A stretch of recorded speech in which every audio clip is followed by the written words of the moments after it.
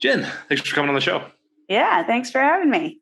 Yeah, for sure. So to start things out, you have a really, really compelling background in gymnastics and beyond. So if you don't mind taking our listeners through that, just kind of, how you started out and how you ended up as CMO of Levi's and everything in Sure. between. Yeah, I'll do the in a nutshell version. As a kid, I was a very serious athlete. I was an elite gymnast. I was on the national team for 8 years, and I was the national champion in 1986. Long time ago. It's a difficult sport, as you can tell just from watching it. But the coaching culture is incredibly difficult and very cruel, and what I have called abusive for many years. Although the world is just sort of coming around to that. And after I left the sport, and in fact, in the sport, at my most successful was when I was really experiencing the most difficulties and sort of the most cruelty in the form of coaching that I was receiving. It's emotionally and physically abusive. There is also sexual abuse that's fairly rampant. And I struggled when I came out of the sport. I mean, I was sort of unraveling while I was doing it, but I kind of held it together. I was quite stoic amidst the suffering. But eventually I did sort of come undone a bit and rebuilt myself, I would say, throughout my 20s and recovered, but continued to sort of suffer the slings and arrows of that abusive coaching. And then just right before I turned 40, I decided I would try to write it all down, mostly to make sense of it. I didn't really think that I would be able to get a book published. I wasn't a famous gymnast, and I wasn't a writer, although I sort of hoped to be. And I wrote a memoir, which I surprisingly was able to get published. I didn't expect that to happen. So I didn't really expect my entire personal life to be out there for all to see. But I did get it published, and it received quite a bit of press when it came out right before the 2008 Olympics. And the irony was, I had sort of gathered myself and made sense of this experience, and I think integrated myself, and just faced such intense backlash when it came out. And so it kind of set me back again, I would say. I was called a liar and just in it for money, and you don't make very much money when you write a book and you're not very famous. So that certainly wasn't it. I really was doing it to kind of expose the culture and try to help other kids that were doing the sport and try to, instigate some sort of reform. That's not at all what happened until about 10 years later, when the case of Larry Nassar broke. And he was the team doctor for USA Gymnastics for 30 years and was sexually abusing the athletes.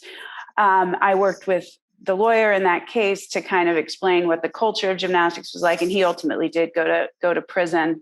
But it really did sort of expose the broader culture of abuse. And ultimately, I made a film called Athlete A, which is on Netflix now, which is about that and connects that sexual abuse to the broader culture of abuse. So that's my sort of life outside of sport as a child advocate. I mean, outside of Levi's and professionally as a what I would say as a child advocate. Traveled to DC several times to advocate for the Safe Sport Act, which has all kinds of rules and laws in there, which, makes it such that coaches and other people that work with kids in this regard are mandatory reporters, among other things. They weren't before. So that is sort of runs parallel to my time at Levi's. I've been at Levi's for 22 years this month, which is a pretty exciting landmark. And I've worked in all kinds of jobs. I was a CMO for 7 years. And ultimately in October, I stepped into the Levi's brand president role, where I now oversee not just marketing, but product, as well as strategy, operations, and go to market, and all sorts of very operational functions, which enable us to bring the brand to life in the market. That's my life in a nutshell. Without my kids, I have 4 kids also, which is a lot, as you can imagine. I can imagine, especially this year. So thank you so much for going through that. And before we get to Levi's, I guess one question I have is my guess is you were colleagues with lots of gymnasts kind of going through the same abuse, the same sort of experiences.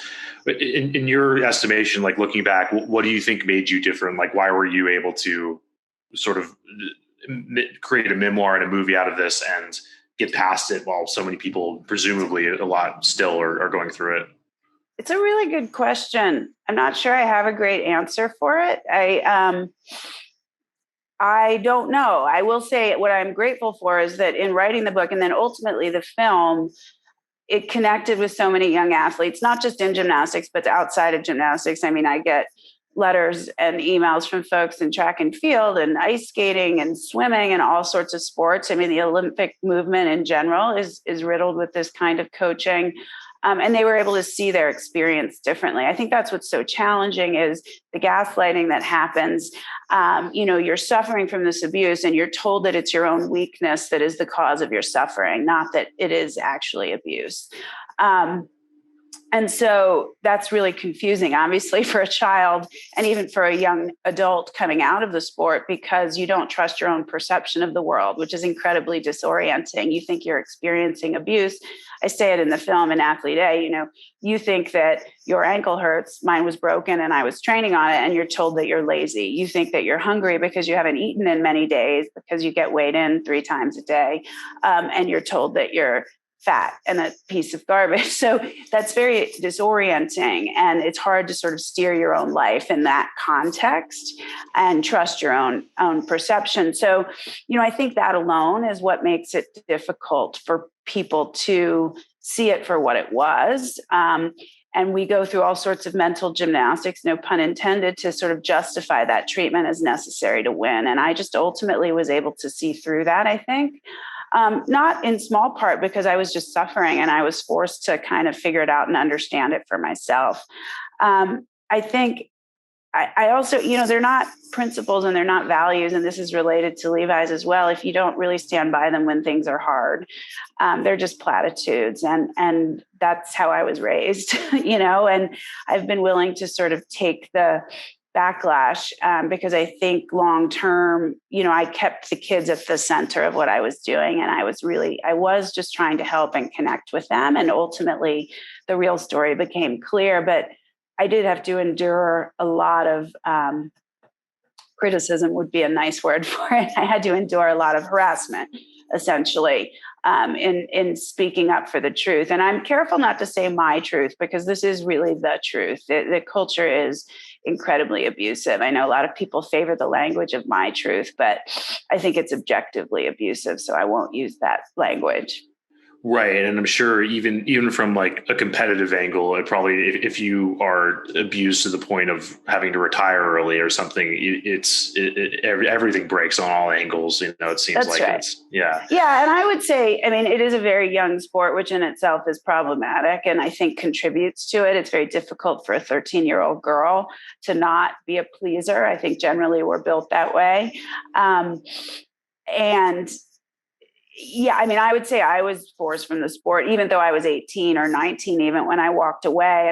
The physical injuries were so great at that point that I just simply couldn't withstand the physical pain anymore. And it was creating significant emotional pain. And so I did kind of come undone. And I think if athletes were allowed to heal and, train on healthy bodies, we would all have had more longevity. So, I think we lose way more athletes than we gain winners in coaching this way. And even if that's not true, it's not worth it. A child should not leave a sport broken. Yeah, I couldn't agree more. And with that, I'd love to hear your relation a little bit more about your relationship with competition writ large. Like, I don't consider myself a very competitive person. I'm just not naturally, but I've been able to build a business anyway from it. Yeah. So I'd love to hear your experience with that. It seems like maybe that, I'm sure it was very formative, even though it was horrible in some ways. Yeah. How do you feel about competition from an individual and then from company wide economic level? It's an interesting question. I think I am inherently competitive. I don't think I could have done what I did if I wasn't. I fought that impulse when I left the sport, because I felt like it had been self-destructive for me. The competition took over my own mental health and physical health and well-being. I was kind of willing to endure anything. And so I viewed that as a negative quality. And I remember a friend in college kind of forcing me to go to a dance class with her because I loved dance. And that was something I also did, before I gave it up just to do gymnastics. And I didn't want to because I knew myself. And I said, I'm going to want to stand in the front. And I'm going to want to be the best one there. And she said, no, we're going to stand in the back and we're just going to have fun and we're going to goof off and it's going to be fun. And you're going to remember why you love this. And she was right. And she really sort of helped me through that. And at the same time, I throughout my 20s, I came to embrace that was a part of myself, and that's okay too. There's a way to do competition in a healthy way.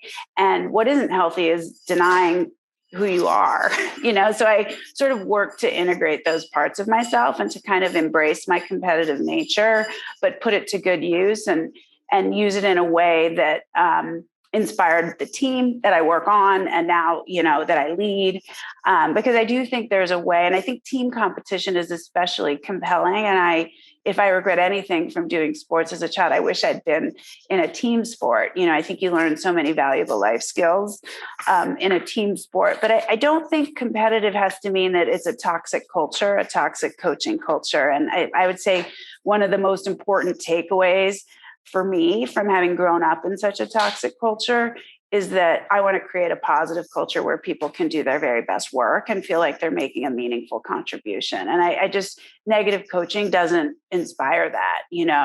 When people are demoralized, there's no way they're doing their best work. They just aren't. And so that, what I learned from the sport was to coach in exactly the opposite way. And, I never yell. I don't think anyone's ever heard me yell at work. I am direct and I provide feedback, but I also try to provide inspiration and just give folks the space to do really good work. Yeah, makes a lot of sense. And it seems like there's pros and cons to individual versus team sports. I think in a team sport, if you're a young athlete, you can always kind of let yourself off the hook, or say it's this and so's fault or something. But at the same time, that experience is probably priming you for working in companies and living and functioning in the real world, right? Yeah, right. So. Yeah, and I mean, look, gymnastics was the sport I fell in love with. So, I'm not sure I would have fallen in love with another sport in the same way. But it's definitely not a team sport. It's very individualistic, and we sort of pretend to some extent when the U.S. team goes to the Olympics that it is a team sport, and they definitely want to win a team medal, but you're not functioning really as a team. It's about your own individual performance. And I don't think there's anything wrong with that. I mean, I think it teaches you accountability. I think you learn to be very self-reliant.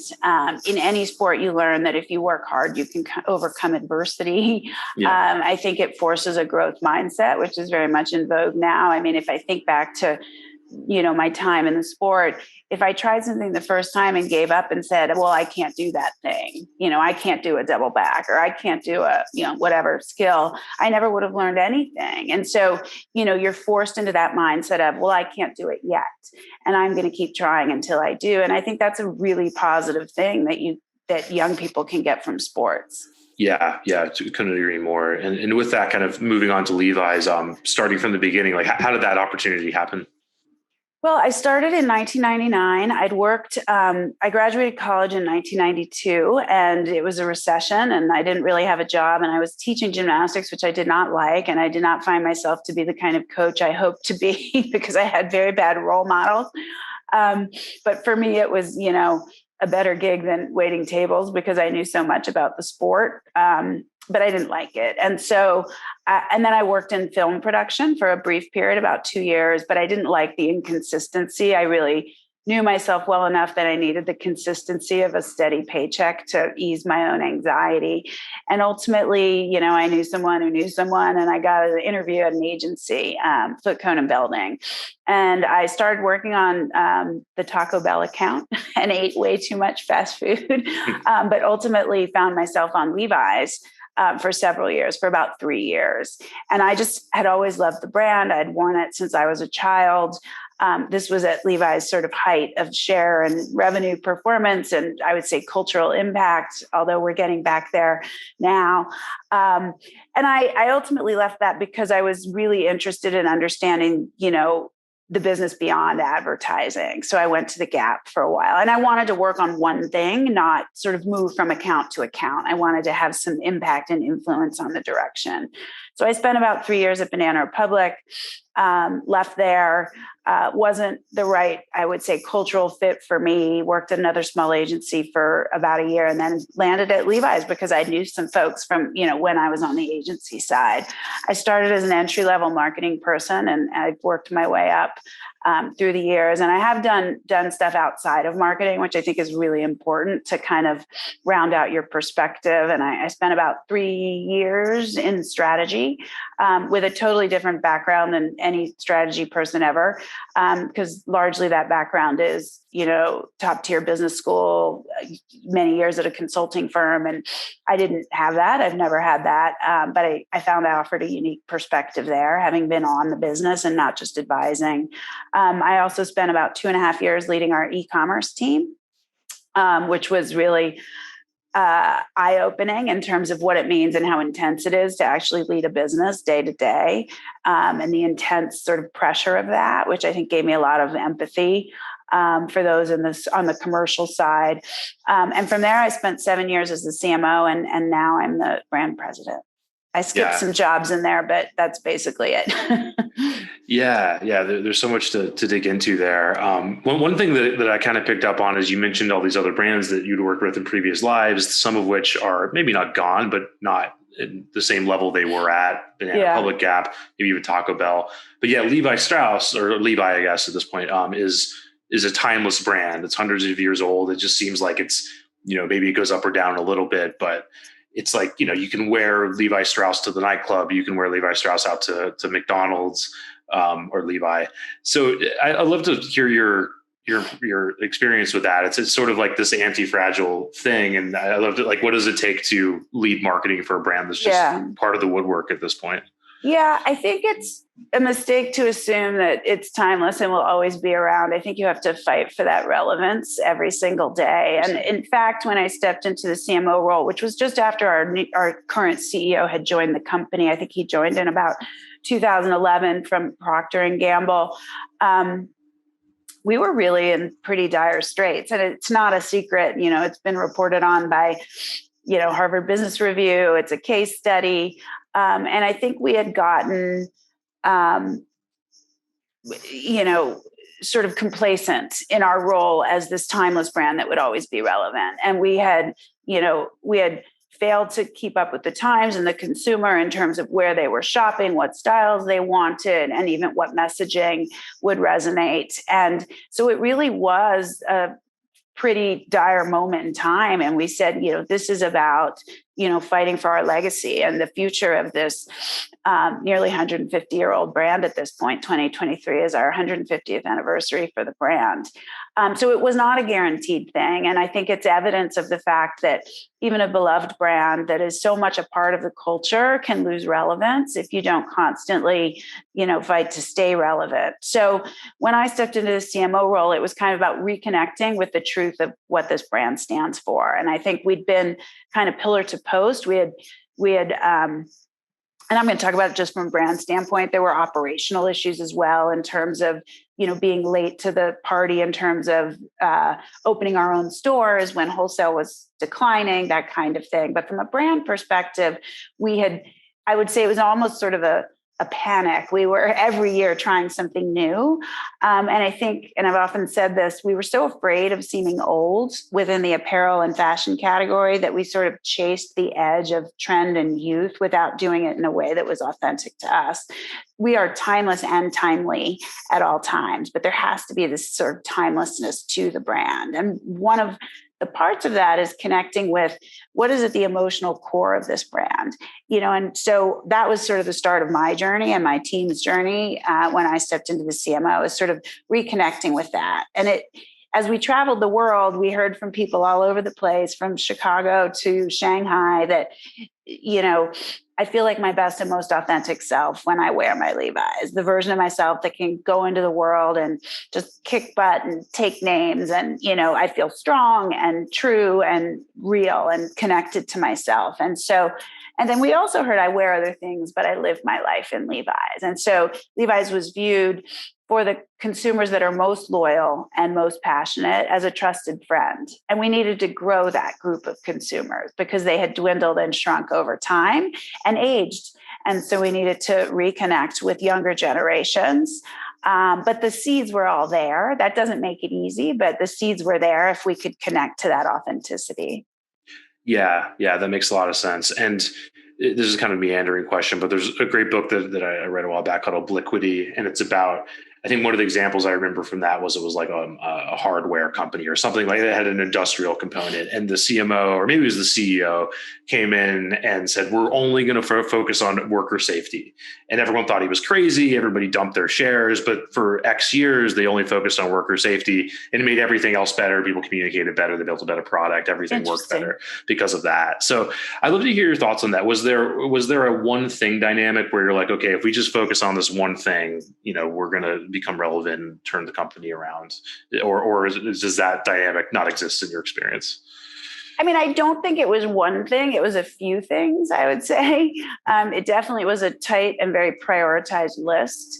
I think focusing on, as I said, reconnecting with the core of the brand and coming up with a communication platform or a campaign that would guide that communication, that would become recognizable, but always surprising.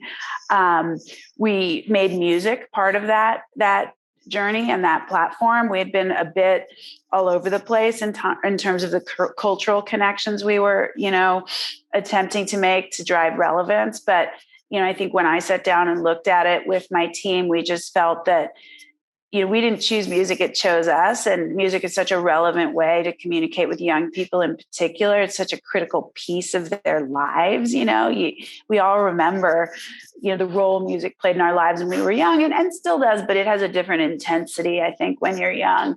And it was going to be not just about, it's not about a genre, it's about originality and authenticity of the artist. And those artists have often, always, I might say, chosen Levi's to rehearse, to write music, to perform. And so connecting with music was important, but I think it's critical to not to leave out product from this journey. And, I had a partner in design who started in her role at about the same time. And we were very much in agreement on the core and the heartbeat of the brand, but we knew we needed to reinvent product to deliver against that.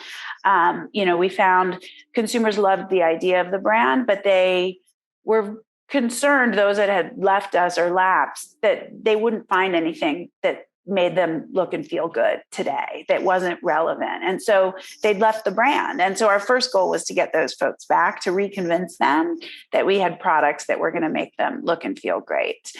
So I would say it was sort of a two-pronged approach, around reconnecting with the brand's heart and soul, the authenticity of the brand, the timelessness, but then ensuring the product delivered against that as well.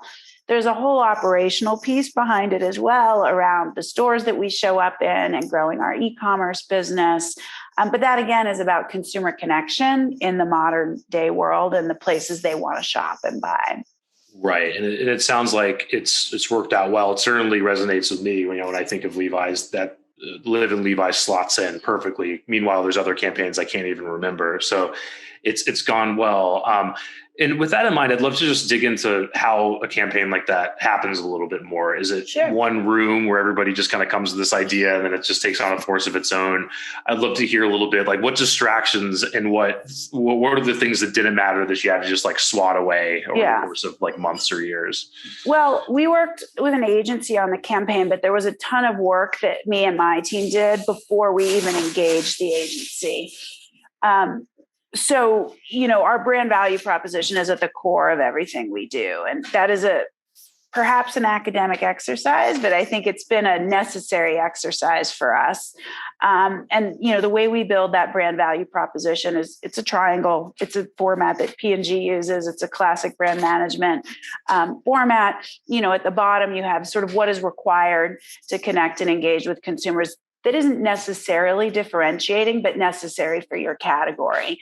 We need great fitting jeans that make people look and feel their best. That's an example. Then the next layer up is sort of how do you define your brand personality?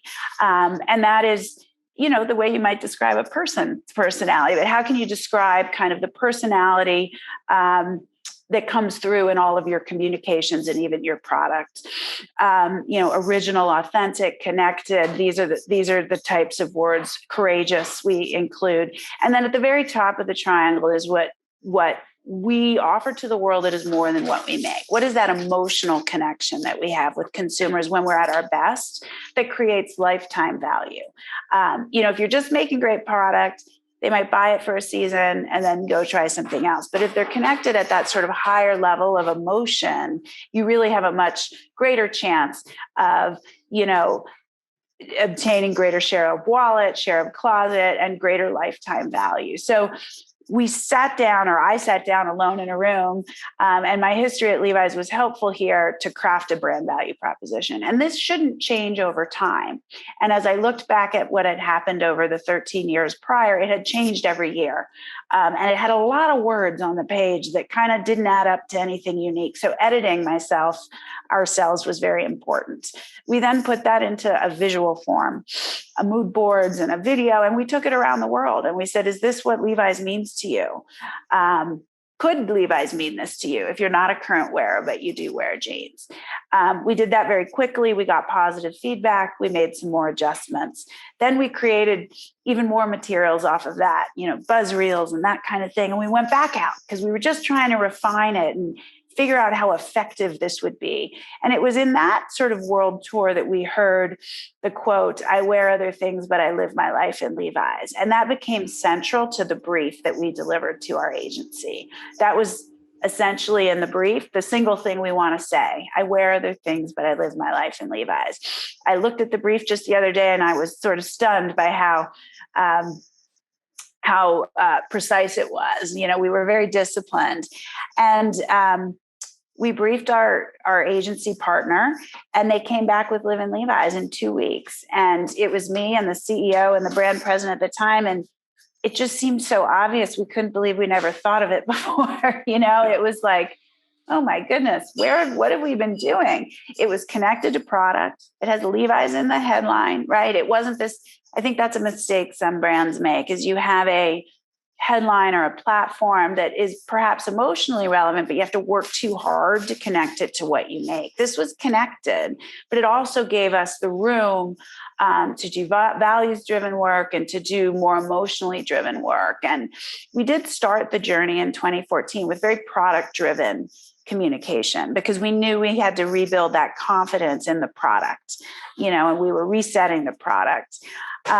Once we built more confidence in the product amongst consumers, our loyalists, but also new ones, we did sort of shift the dynamic a little bit more towards emotion and values. And that really took off, I would say, in 2018.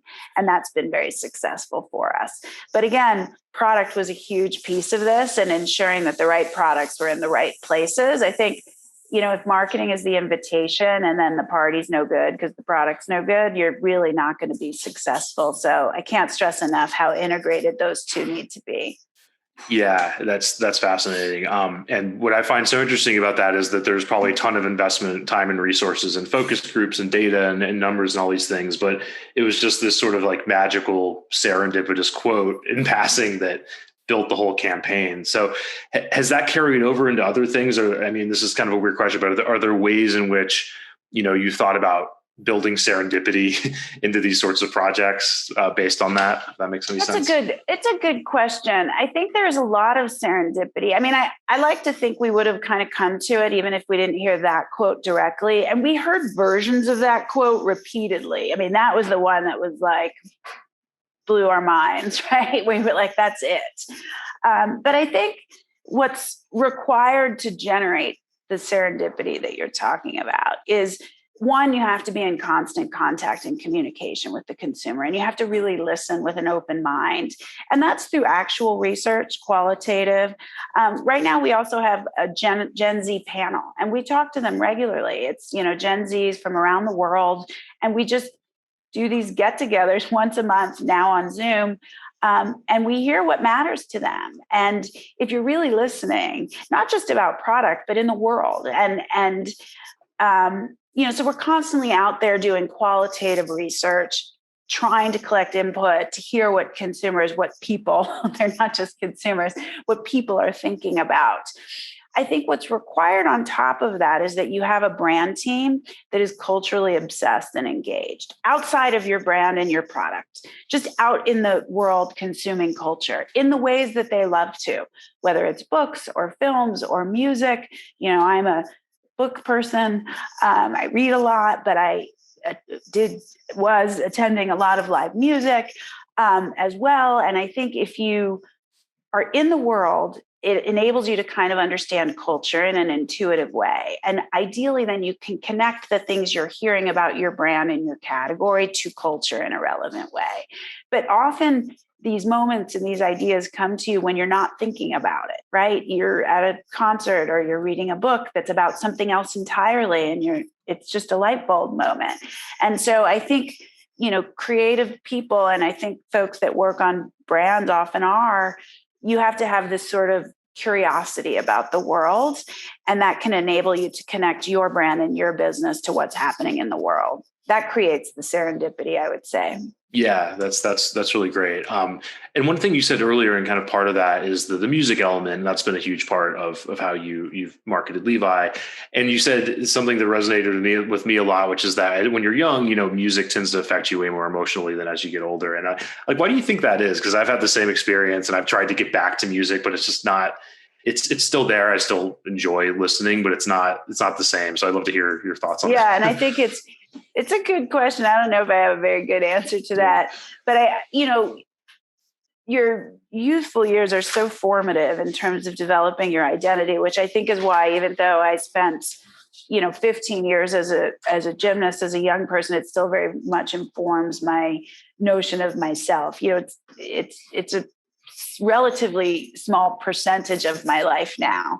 Most people I know never knew me then, don't know me as that. And yet it completely informs how I think of myself. And I think that those are the years you're figuring out who you are and what you care about. And music can help you do that.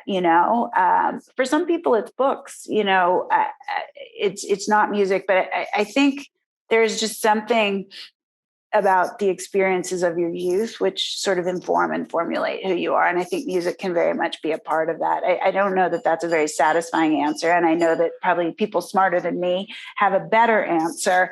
And we all still engage and connect with music, but it does seem to be more intense when you're younger. And I look at my own children. I have an 18 and 20-year-old, and the role that music plays in their lives is so much more significant than what it plays in mine now.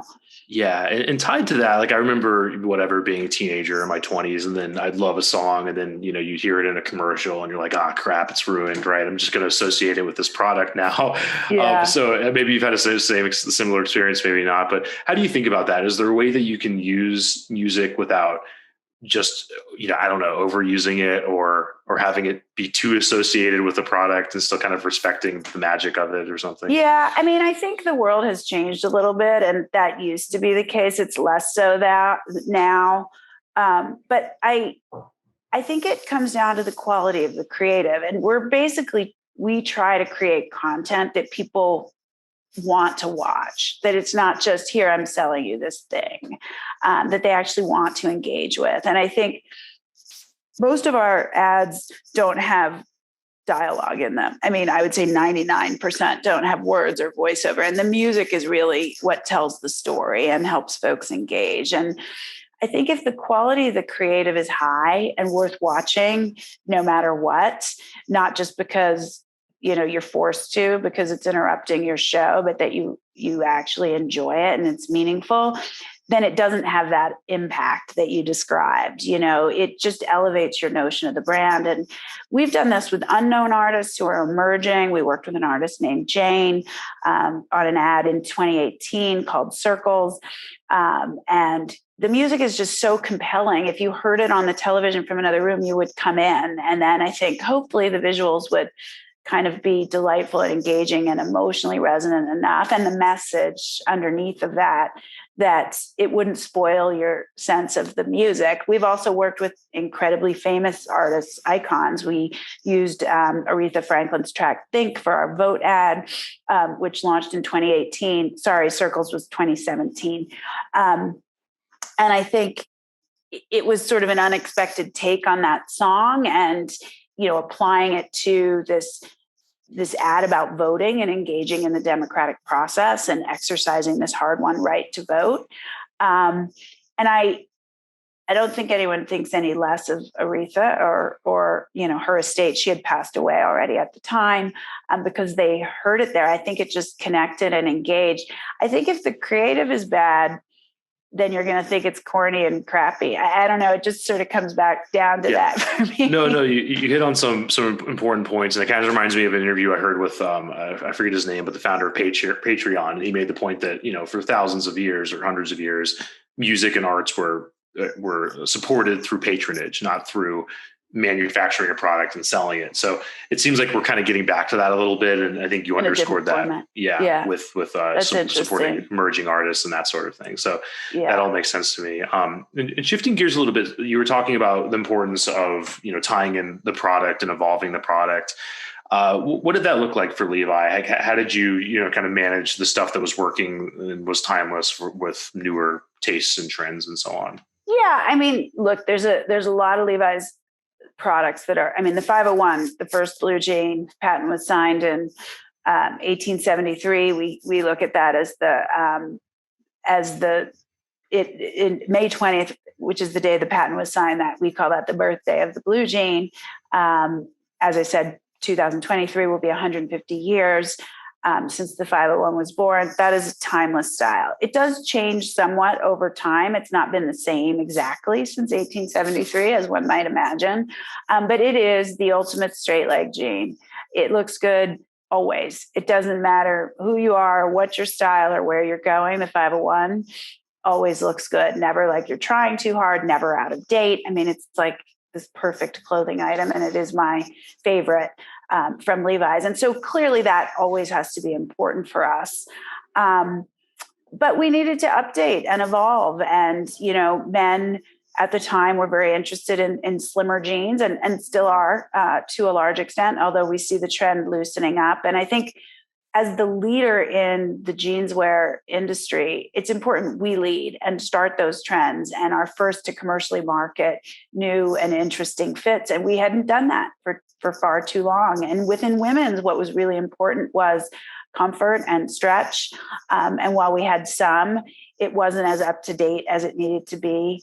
The skinny jean was basically everything. It was probably 60 or 70 or even 80% of the jeans sold in the total market for women. And we needed to make sure we had the right range of skinny jeans for her. Fits are evolving. And, once we got that core foundation right from, super skinny all the way to a more relaxed fit, we shifted into, delivering more fashion fits to the market, to really exert that leadership point of view. And in women's, that was things like the wedgie, which was a huge hit and still is definitely one of my favorites still, to the rib cage, to the, oh my gosh, the list just goes on and on. The mom jean, the dad jean, the balloon jean. And I think now Levi's for women is really known as the go-to for the most leading fits and styles. And for men, I think we had to build that credibility in women's more. But beyond jeans, we needed to really exert some leadership in all the stuff that goes with jeans. It's not enough to walk into a store and just see racks and racks and racks of jeans.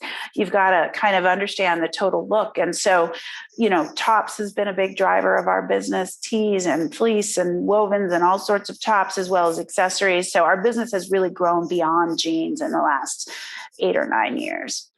Yeah. And my guess is that there's a whole lot of noise, and you've got to kind of find the signal and kind of figure out what the market or what people are whispering, and figure out what's actually relevant and is worth adapting a product to versus what's worth ignoring. So it's kind of a weird question. Good point.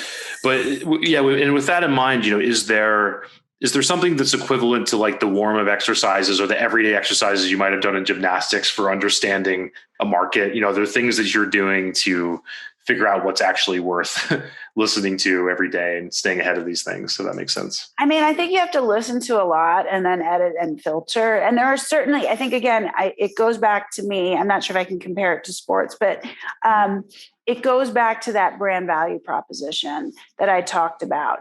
Does a trend fit through this filter? Can we interpret it through the filter of Levi's? I'm not a designer, but I am so fortunate to work with one of the very best there is, I think. And her mission was to make the look and feel of Levi's in the product so obvious and so consistent. She calls it the fingerprints, When you start to stray too far from the core essence of what the brand is and the look and feel, it becomes not believable. And it also people don't know what to come to you for. They don't know what to count on you for. And so we always look at every trend as in addition to trying to drive our own. But not every trend makes the cut for us. Not everything is going to make it through the Levi's filter. Things that are overly adorned probably won't. Levi's is exactly what it needs to be, nothing more, nothing less. And so something that is sort of too adorned is probably not going to make it through our filter. And yet we can probably find a way to adapt it and make it relevant for today, on trend, but still Levi's. That's the goal. I'm not the expert in how to do that from a product standpoint, but thank goodness she is. And thank goodness we're in agreement on what the core of the brand is. But yeah, some trends absolutely don't make it through. As far as introducing new trends, again, it's listening to the market. I mean, the loose trend that we're really driving right now, we were paying attention and listening to what young people were wearing. And interestingly, a lot of young people were buying Levi's loose jeans from the 90s at vintage stores. So the most leading, the most trendy kids, the most up to date, they were going back into our archives, more than 20 years ago and buying our jeans. The loose trend was huge in the late 90s. And so, we knew that there was an opportunity to remake that for today and reach a broader audience. Yeah, I remember that trend. I remember getting my jeans caught up in the bike spokes because they were too big and everything. So exactly. Mixed feelings about that. Yeah, it's back. Yeah, great. That'll be interesting to see. And with that, you've talked a lot about the importance of building, an emotional connection with the brand. And when I was, when we were both growing up, probably going to stores, that's easier to do. It seems like, you can have an interaction with this brand.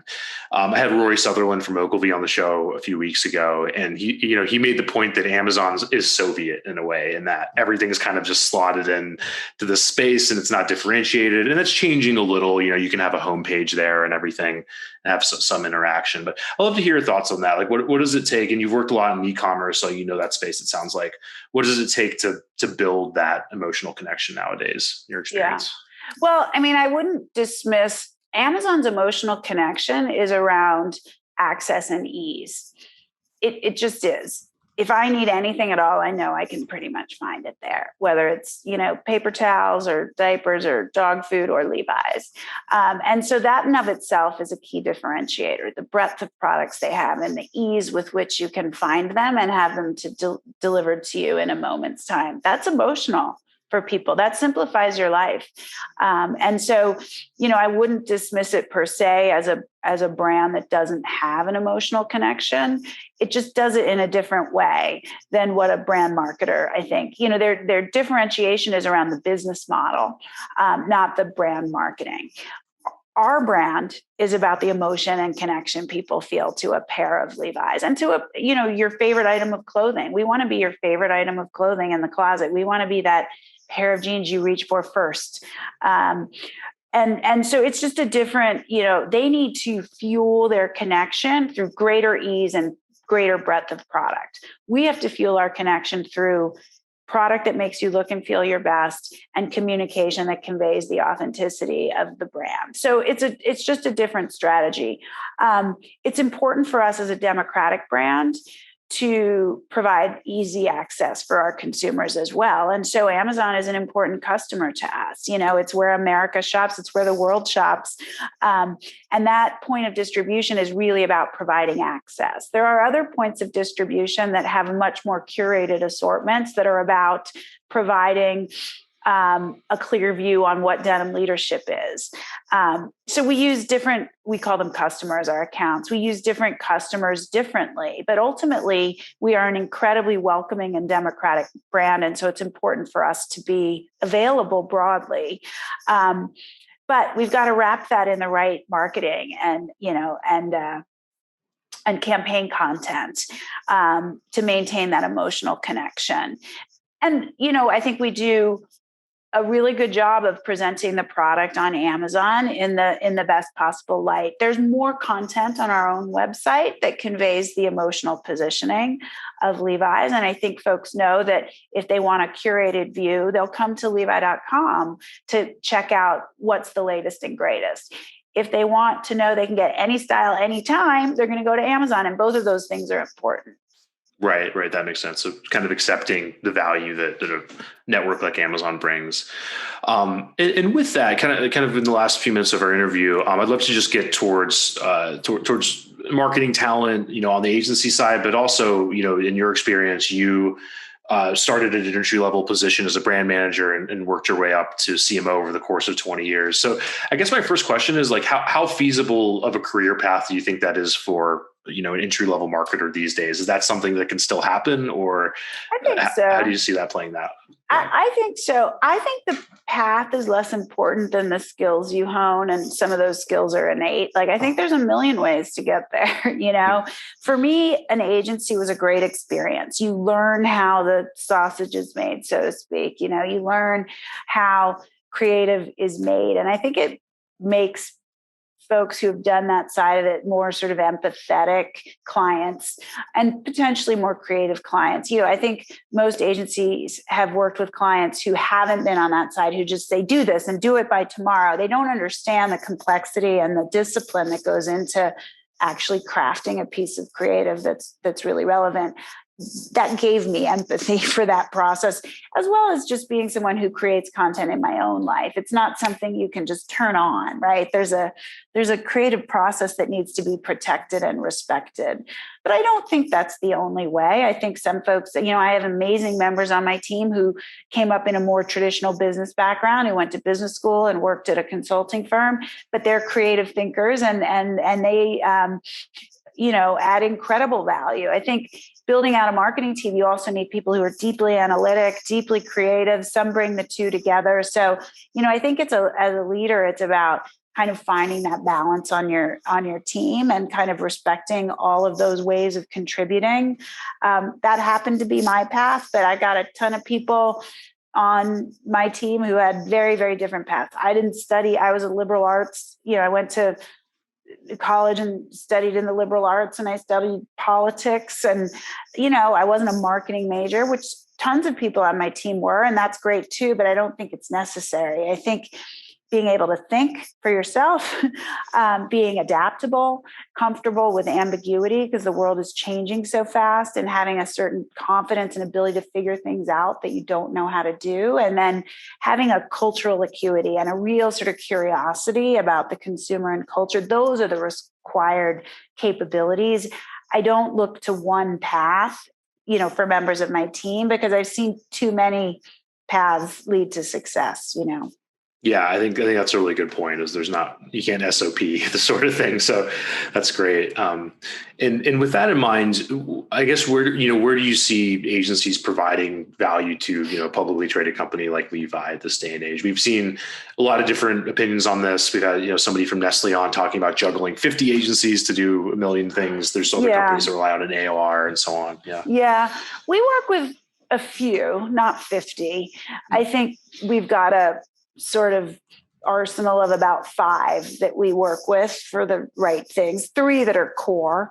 They bring different expertise to the table. We have experiential agencies we work with. We have a digital agency, AKQA. We have various agencies that specialize in sports marketing because we have Levi's Stadium, and that is a very particular expertise. But we try to keep it tight. And I think what I would say is we also have our own internal creative services group, and we have a head of creative internally, and they drive most of the work that we put into the world. The demand for content now is so high. It's like you just have to constantly be pushing content into the world through social, through your own website. And so from our perspective, having that internal and having that come from a team that knows the product as well as the product teams do is the only way to get that done so quickly and with so much agility. Think about it. If a product changes or you shift your focus and you have to rebrief your agency every time versus going down and talking to your creative team and saying, remember, I told you it was skinny, but guess what? It's wedgy now, or it's loose. And they know that product already. They work in the company. My estimation is probably 70, 80% of the content we put into the world is now coming from our own creative services group. They give you speed and agility, and they give you a strong fashion sensibility. But I think external brings expertise that perhaps we don't have the capability of building out. I think objectivity and an external perspective is really important. They're not quite as embedded in your brand and your industry. That can be a really good thing. They can call bullshit on some stuff, when you start doing too much navel gazing. And so I look at it as our team, our marketing team, they're like the conductors. They understand the task at hand and the challenge, and they bring in the right partner at the right time to help with that. Years and years ago, when I worked at FCB, the Levi's agency, we did everything for Levi's. And I that was a common model many years ago. I just don't think it works now because the demand for content is just so high. We made a few TV commercials a year, hit play and hope for the best. Like now you're pushing out new social content every single day. It's hard for me to imagine not doing that internally. Yeah. Some industries are different, fashion's a bit different, but I do think that the demand for content is just so high. Right. That makes a lot of sense. And also things move more quickly. So you have to be able to adjust to that. And shift and pivot. But I love our agencies. I mean, our agencies have done amazing work for us. I mentioned Circles. I mentioned the Vote campaign. Our partner FCB did those spots. Those were incredibly important, pivotal moments for us as a brand. And so they do incredible work. I think it's the partnership. It's both. It's not or, agencies and internal. Yeah, makes a lot of sense. And with that kind of getting towards the end of our time, a question that I used to ask a lot that I kind of want to go back to is, are there any trends that you're seeing that people should be paying more attention to, either in the marketing world or the world at large? I don't know if I'm going to have any amazing insight here. I think a few. I think that the demand for content, but also just the expectation from Gen Z, I think it requires that we think differently about content. They don't want polished content. They want authentic, real, we had a very polished sensibility about the content that we put in the world, but we see the content that gets responded to most favorably as a little less polished. I don't really know how else to put it. That's one piece of it. I think the impact of influencer marketing just can't be denied. And as intense as it is here in the US, it's even more so in China. And we were a brand that really didn't use famous faces or influencers for many, many years because we saw ourselves as a democratic brand, really for everyone. And the minute you use a famous face, it's for that person or for people like them. But we've now, I think, very effectively begun to use, both well-followed influencers, famous people, as well as micro-influencers. I think that just, you can't not do it. It's too important in terms of the cut through. And then I just think you have to recognize that everything is marketing. The store experience is marketing. Like, it's not just about the TV commercial, which everybody knows. It's about every time a consumer comes in contact with your brand and using every touch point. So when they call into customer service, that has to be reflective of your brand. Your packaging, every single moment, your sales associates and the scripts and who they are and how they convey the brand, everything is what builds, the notion that your fans have of the brand, and you really can't leave out any touch point. Not sure those are good trends. They're not particularly trendy. They've been happening for a while, but I think really important. No, that's a good point in and of itself, and especially true for a product like Levi that people are wearing everywhere. So it's like a walking advertisement in itself. So it makes a lot of sense. And Jen, thank you so much for your time. I'm sure we could do another 5 episodes on influencer and a bunch of other things. How can people follow what you're up to and so on? I'm on Instagram. I think I'm Jen Sey SF, JenSeySF. That's mostly where I talk about Levi's stuff. I am on Twitter as Jennifer Sey also. Awesome. Jen, thanks again. But of course, follow Levi's channels, because then you'll really know what's up with Levi's. Yeah, absolutely. Makes sense. Jen, thanks again. Appreciate it. Yeah, thank you. Nice chatting with you. Likewise.